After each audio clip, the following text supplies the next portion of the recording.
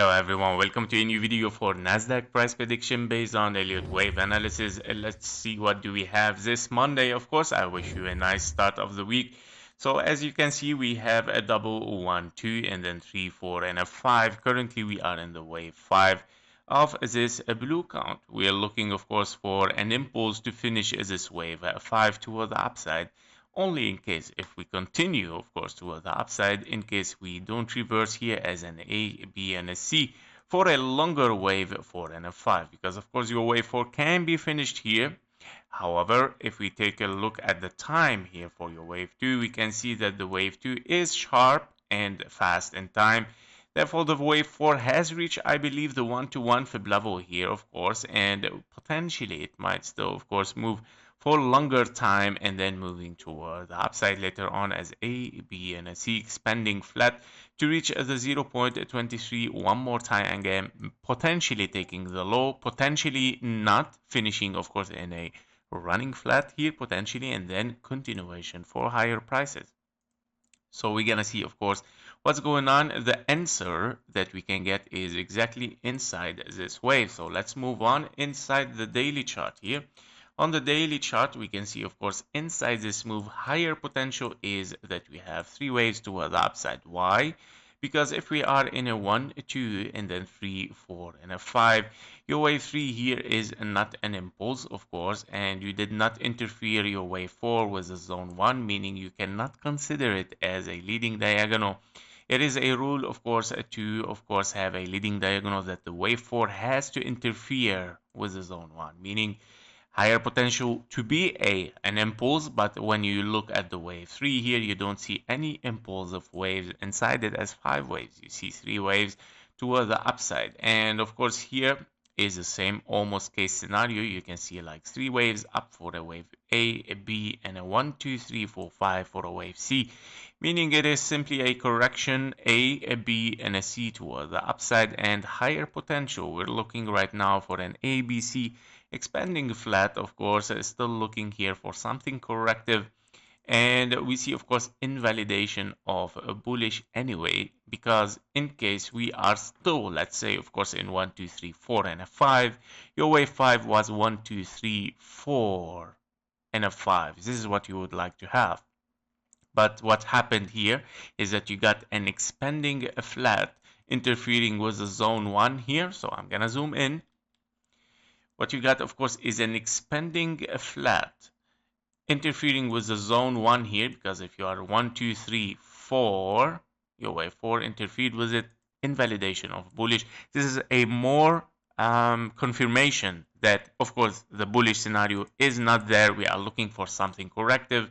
Our next potential target currently is the 1.38 and 1.618. Fib level as an expanding flat A, B, and a C. Potentially now with this impulse toward the downside the last week, potentially we have finished a wave 1. We're gonna re-estimate the situation here. 1, 2, and then 3, 4, and a 5 toward the downside. We're gonna see how the things are going to work. So if we take a back again, look to the bigger view, where are we heading? The problem is that in a bigger view, you are in a big wave 3, 4. Potentially, you would like to hit this wave 4. Now, the question mark is here.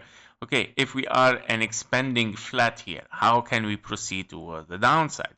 Now, of course, it can be 3 waves down, 1, 2, 3, 4, and a 5, very possibly. But this cannot really finish, of course, an expanding flat. This can transform directly to W, X, and a Y.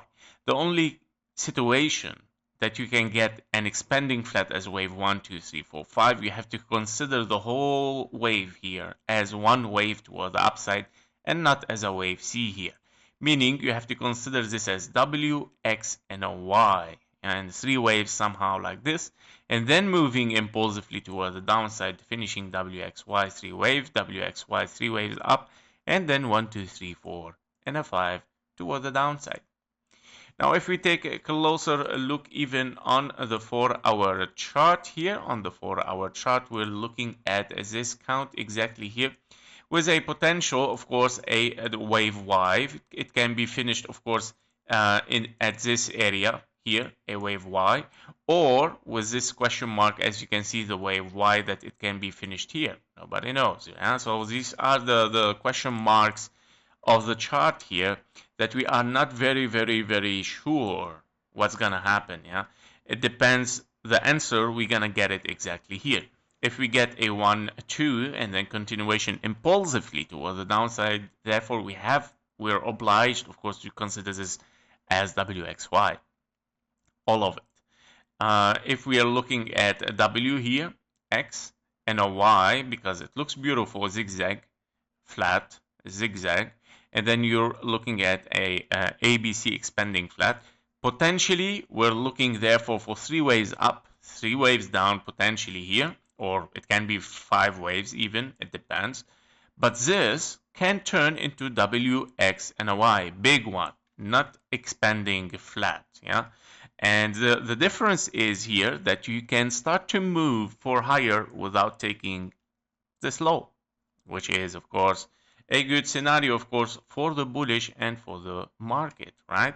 So this is what I'm looking for. I know a little bit complicated, but this is how I try to explain it the much better way that I could. And of course, we're looking potentially here for something like a structure wave, like 3 waves down, 3 waves up, 1 2 3 4 5 potentially. It can be finished even here. We're gonna estimate, of course, but don't forget that this can turn 1 2 3 4 and a 5. Inside this wave, what do we have for today on the 1-hour chart? As you can see on the 1-hour chart, inside this wave, of course, we have double 1 2 1 2 here, right? And then we're looking for a wave 3, where your wave 3 is 1 2 3 4 and a 5, finishing wave 3 here. You're looking for a wave 4, and we're continuing with 1 2 3 4 and a 5 potentially here towards the downside.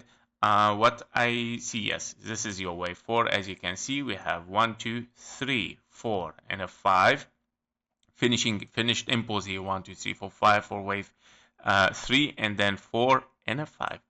Now potentially you have finished this wave 5 because this looks an impulse, and on Friday we mentioned that we potentially are looking into an expanding flat here. I'm gonna explain. In this area, because we potentially finished a wave 5 exactly here with an impulse, and we're looking to a retracement 3 waves up here, 3 waves up. And then, yeah, what I don't like it so much is that you have 1 2 3 4 and a 5, wave 3, and then 4 and a 5. And they give me like a very impulsive wave B, to be honest, rather than being a zigzag.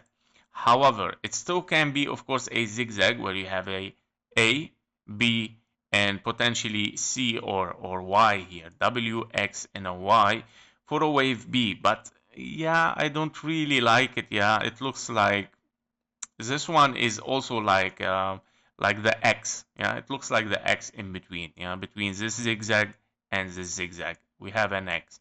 So potentially, of course, right now, because of the fib level, very nice hit and very nice retracement. Because of it, I see potential, of course, for a wave C toward the upside. Yes, these are the scenarios. And of course, this will play then your wave 2. Because, by the way, your wave 2, as we mentioned, is very shallow in time and also in fib levels, which is not good for the market, of course, because if we are impulsive and we're continuing impulsively like this, this is very close to be called a crash for the market, right? We need at least to hit the time, at least the nice fib level, the 0.23, 0.38, which are the minimum requirement for wave 2, were not touched yet. Therefore, this wave A, B, and a C would be a perfect target, of course, for a wave 2 here, and then moving towards the downside in a normal bear market, and not like very rush market to move towards the downside, very close to be like a crash market. Okay, so this is what I mean with it, and this, of course, will hold on the fear a little bit, and as you can see, that's not nice. That was it for NASDAQ. Thank you for watching. Thank you for your likes and comments. See you in the next one. Bye bye.